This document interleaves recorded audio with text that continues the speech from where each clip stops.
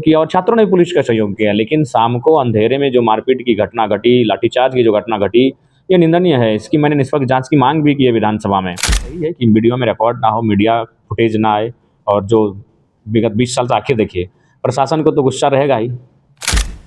ये कानून जो है ना, वो वीआईपी सुरक्षा के लिए ही बने हैं। ये कानून कि वो भी मेरे अपने हैं, लेकिन उसके बाद हुआ है काउंटर। उसी में तो महेंद्र मंडल को चोट लगी है, जो आज घेर के रखना है, उन तक प्रशासन की एक भी लाठी पहुँच ना पाए। जो अपराधी अपने राज्य में वहीं अधिकारी हैं, इससे बड़ा दुर्भाग्य क्या होगा? तो गलत नीतियों को भी आगे बढ़ा देगी।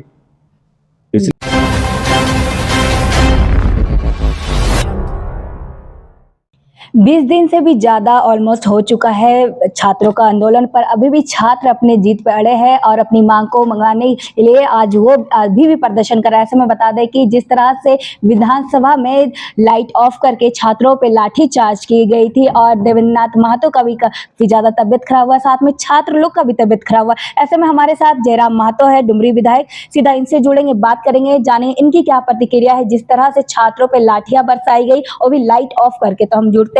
जयराम जी, जिस तरह से अभी तक छात्रों का आंदोलन जारी है, विधानसभा का घेराव भी हुआ, लाइट ऑफ करके छात्रों पे लाठी बरसाई गई, इस पर आप क्या कहेंगे?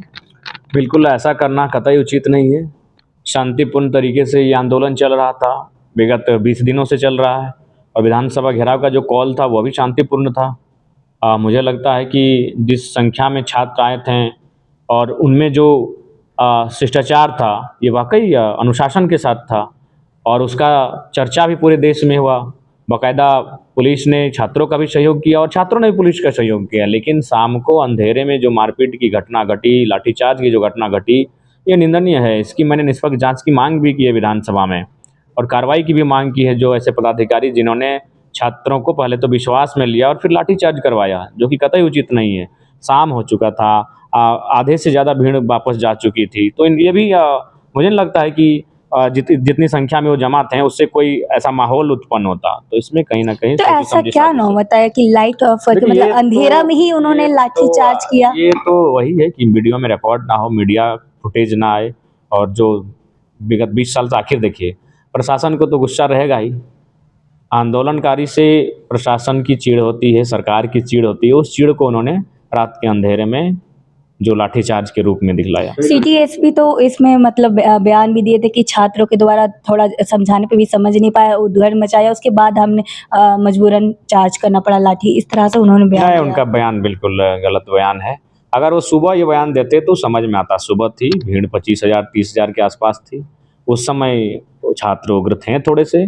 उस समय अगर लाठीचार्ज होती तो शायद हम इस बात को मानते भी। लेकिन रात को जब भीड़ मात्र 3-4 हज़ार ही बची थी, विधानसभा परिसर के ठीक सामने जो विधानसभा का मुख्य द्वार है उसके सामने जो सड़क है उस पर बैठे थे और बारिश भी हो रही थी। बारिश की बूंदों में भीगते-भीगते बहुत सारे लोग क्या, आधे से ज़्यादा हमें लगता है 75 to 80% बच्चे, अभ्यर्थी, नौजवान और प्रोटेस्ट करने वाले वापस घर की ओर जा लड़कियों चुके के थे। साथ मारपीट हुई है, कहना है प्राइवेट पार्ट पे मारा गया है, कल काफ़ी लड़कियों को। हाँ, ये सुने हैं, लेकिन बिल्कुल सही बात है, ये खेदजनक है। और मैंने प्रोटेस्ट स्थल पर जाकर एक नौजवान से मिला भी, वो गमछी बाँध कर घूम रहा था। उसने कहा कि उसके गुप्तांग पर वार हुआ है, जिससे काफ़ी दर्द और पीड़ा हो रही। मैंने कहा कि तुम फ़ौरन अस्पताल जाओ, अपना इलाज कराओ। फिर वहाँ से हो गया, वो गमछी बाँध के घूम रहा था। पुलिस मैंने एफआईआर भी अब उन्हीं पर कर रही है। देखिए, एफआईआर तो माने आभूषण है आंदोलनकारियों का। इस एफआईआर होते रहते हैं और एफआईआर होंगे। फिर भी छात्रों को तो एक होता है ना, उनमें एक डर सहम जाते हैं छात्र प्राथमिकी और एफआईआर। कई छात्र, क्योंकि छात्र अक्सर पढ़ने लिखने वाले लोग होते हैं, पढ़ाई लिखाई से नाता है उनका, कोर्ट कचहरी से उनका नाता नहीं होता है। नहीं, बिल्कुल प्रशासन को इस बात का ध्यान रखना चाहिए कि एफआईआर करने से पहले एक बार उन्हें सोचना चाहिए। जी, यहाँ के जैसे कि इरफान अंसारी जी भी मिलने गए छात्रों से, उन्होंने कहा कि अभी छात्रों के साथ है, मतलब इस तरह से नहीं करना चाहिए था, उल्टा वो छात्र से मिलके ये सब चीज़ें बोल रहे हैं। अब बोल रहे हैं कि हम लोग मार खाए, मतलब प्रशासन मार खाए, छात्र नहीं खाए। उनका इस टाइप का बयान भी आ रहा है। प्रशासन मार अगर खाती ना, तो ये कानून जो है ना, वो वीआईपी सुरक्षा के लिए ही बने हैं। ये कानून हमने अंग्रेज़ों से लिया है और अंग्रेज़ों की सुरक्षा के लिए पुलिस बनाए गए थे।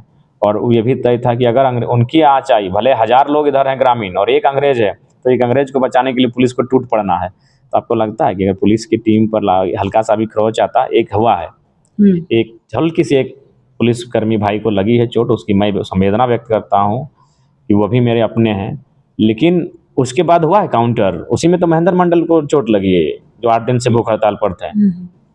वही प्रशासन के एक व्यक्ति को चोट लगी, उसी का काउंटर हुआ कि महेंद्र और 2-3 साथियों को चोट लगी, संजय को चोट लगा सर पे, वो तो हजारीबाग चला गया। तो ये बयान अगर एसपी, सिटी एसपी अगर दोपहर को देते हैं 2 बजे 3 बजे तो समझ में आता। रात को, शाम को कोई भी ऐसा उपद्रव का माहौल नहीं था। जी, अगर बात करें देवेंद्र दा की तो वो भी मतलब उनका तबीयत खराब होने के बाद भी वो प्रोटेस्ट में शामिल हुए, आंदोलन कर रहे थे। इस दौरान उनके साथ भी मतलब लाठी वगैरह चार्ज हुआ और अभी वो मतलब बीमार चल रहे हैं। इस पर क्या कहते हैं? जो भागदौड़ हुई उससे उनको थोड़ा सा कठिनाई हुई, बाकी उनको तो चारों तरफ से साथी लोग घेरे हुए थे। और हमारा संदेश भी यही था कि चाहे कुछ भी और परिस्थिति हो जाए, देवेंद्र जी को घेर के रखना है, उन तक प्रशासन की एक भी लाठी पहुंच ना पाए। और कई हमें पर लगता आप है ही कार्यकर्ता बता रहे थे कि देवेंद्र दा को भी मतलब लाठी तो हो पड़ी है। सकता है उनको, लेकिन हमारा पहला प्रयास था कि उनको घेर के रखा जाए। एक मध्य प्रदेश का भी नौजवान उनके डिफेंड में घायल हुआ है, जो शायद वहीं सदर अस्पताल जी में हाँ। एडमिट है। जी, तो कितने छात्र अब मतलब अभी तक एडमिट है और अभी किसकी स्थिति मतलब सबसे ज़्यादा गंभीर, कितनी लोगों की स्थिति गंभीर है? देवेंद्र और महेंद्र जी की स्थिति गंभीर है। देवेंद्र जी तो खैर वो मतलब भूख हड़ताल के कारण कमजोर हुए हैं, लेकिन महेंद्र जी का लाठीचार्ज के क्रम में जब वो गिर गए सड़क पर तो उनके चेस्ट पर चोट लगी। और अच्छा। सड़क तो जानते हैं सड़क की स्थिति क्या है, तो ऐसे में उनका चेस्ट में इन्फेक्शन हुआ है। और उसी को लेकर जब रिपोर्ट सार्वजनिक हो गई तो परिजन जिद करने लगे और बाकायदा हमें फ़ोन किए और कहा कि विधायक जी कम से कम ज़िंदगी रहेगा तो अनशन और आंदोलन चलता रहेगा। इस बार उनको समझाया बुझाया तो कल उनको शाम को गए और उनका भूख हड़ताल तुड़वाएँ। तो एक बात बताइए, अभी ये आंदोलन कब तक चलेगा? क्योंकि अभी तक ऑलमोस्ट जो बाकी सरकार है बार-बार ट्वीट कर रहे हैं, बोल रहे हैं कि हम छात्रों के साथ हैं, पहल भी कर रहे हैं। की सहमति ना बन जाए तब तक चलेगा और 2 बिंदु से उनकी बातचीत होगी। बात बताइए जायज़ नहीं कैसे है जब इसमें सारी चीज़ें स्पष्ट हो चुकी, कौन-कौन अधिकारी के नाम आ रहे हैं कि कौन डीएसपी बना, कौन क्या बना, सारा चीज़ वो एक-एक करके जो एक्यूज़्ड हैं वो बता रहे हैं कि कहाँ पैसा लिया, किसके माध्यम से सेटिंग किया गया, सारा चीज़ बताया जा रहा है। तो अब जाँच करिए उन सब चीज़ों पर। कई लोग तो ऐसे हैं जो दिल्ली में अपने राज्यों में गुनहगार हैं, अपराधी हैं और यहाँ अधिकारी हैं। जो अपराधी हैं अपने राज्यों में वहीं अधिकारी हैं। इससे बड़ा दुर्भाग्य क्या होगा? जी, दादा एक और सवाल रहेगा आपसे। जिस तरह से ये प्रोटेस्ट चल रहा है छात्रों का, पर इसमें कहीं न कहीं राजनीति मोड़ भी लेने का प्रयास किया जा रहा है। जिस तरह से अगर कांग्रेस से सवाल करते तो ये बोलते बीजेपी का एजेंडा था, उनकी ये थी कि वो छात्रों की इस तरह से उसका मतलब लाठी वगैरह चार्ज कराएँ। इस तरह से मतलब राजनीति का माहौल देखने को मिल रहा है। लगातार बीजेपी के भी लोग इसमें शामिल हो रहे हैं। आप कैसे देखते हैं? क्या ये छात्रों की लड़ाई है या फिर सच में छात्रों की लड़ाई में राजनीति की राजनीति अच्छा एक बात है, विपक्ष का क्या काम है? विपक्ष की क्या भूमिका है? ऐसे प्रोटेस्ट को तो सहयोग करेंगे ही करेंगे, क्यों नहीं करेंगे भाई? डायरेक्ट नहीं करेंगे, डायरेक्ट करेंगे ही। विपक्ष क्यों बैठा है? विपक्ष का मतलब क्या है? अगर सरकार तो एक तो अगर विपक्ष ना हो या प्रोटेस्ट ना हो तो सरकार तो गलत नीतियों को भी आगे बढ़ा देगी।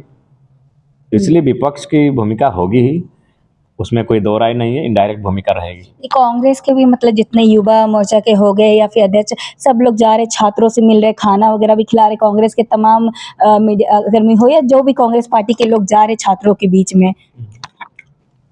जाने से किसने रोका है? बिल्कुल समर्थन सबका होना चाहिए। एक चीज ये देखा जा रहा है कि क्या छात्रों के इस आंदोलन से मुख्यमंत्री जी सहम गए हैं? क्योंकि जिस तरह से उन्होंने किलाबंदी कर ली है अपने घर के आसपास, क्या है ये, क्यों है ये? सहमे तो हैं, पूरी तरह सहमे हुए हैं, क्योंकि विधानसभा के इतने नजदीक आज तक कोई आंदोलन पहुंचा नहीं था।